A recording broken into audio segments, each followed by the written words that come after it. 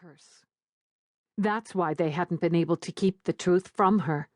That's why she'd found out who they were and who she was, even though they'd tried hard to keep her from learning. For her own safety, they'd said.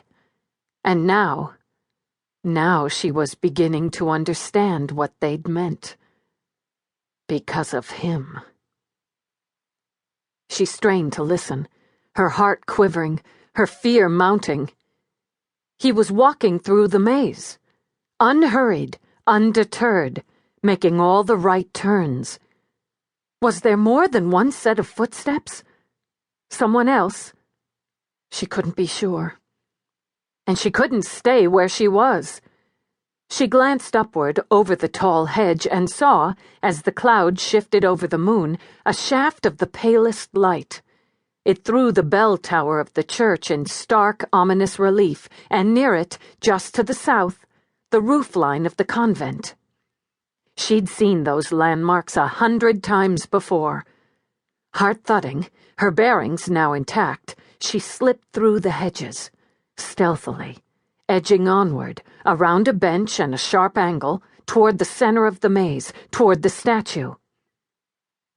She'd always been slightly leery of the ghostly Madonna, but now she wanted to reach it with all her heart. Her need to find it was like a hunger, something she could almost cry out for if she dared on this dark, evil night. Sanctuary. Safety. Or so she prayed. Her veins were filled with ice, freezing her so thoroughly it felt as if her blood might solidify. Silently rounding a final corner, she stopped suddenly as the statue of Mary abruptly appeared, its arms uplifted, greeting her in pale white. Accompanied by the quake of the branches and the musty smell of dead leaves and mud, the statue shimmered, ghost-like. At the sight of it, she drew a sharp breath and stumbled backward, nearly falling. A tiny stick snapped beneath her shoe. She glanced backward fearfully, crouched, poised like a hunted animal. Had he heard? Behind her, through the night-dark maze, she heard his progress. Steadfast, onward, skirting corners without hesitation. His footsteps echoed the beats of her own heart, knelling her doom. Swallowing, she licked her lips nervously as she forced her legs to move forward. One corner, a length, another corner. Where the hell was the exit? Had she missed it? She wanted to cry out in fear and frustration as she was forced to backtrack, knowing he was nearer, feeling him close enough that her skin quivered. There was no opening, no parting of the thick branches. Panic tore through her. There had to be a way out, a place to hide, a way to get the upper hand. Oh, God.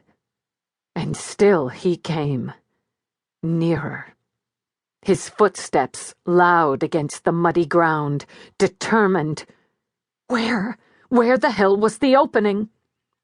She hurried along each of the back walls of shrubbery, running her hands through the leaves, searching, head pounding, heart thrumming wildly. Her ears seemed filled with the roar of the ocean, the battering of the ocean against distant cliffs. Though she was nowhere near the ocean in this closed labyrinth. But it had always been this way. She had always heard these oddly familiar sounds, always sensed a remote place with thick salt air. But here she found no opening, no escape, nothing but thick, unbroken branches. She swallowed hard against her fear. This was it. There was no escape. Kneeling at the statue, she mouthed, "Mother Mary, save my soul." She hadn't been good. Oh, God, no. But she wasn't all bad either. Behind her, she heard him move ever forward. No rush at all. He knew he had her. Terror crawled up her spine. She kept silently, desperately praying again and again, "Mother Mary, save my..."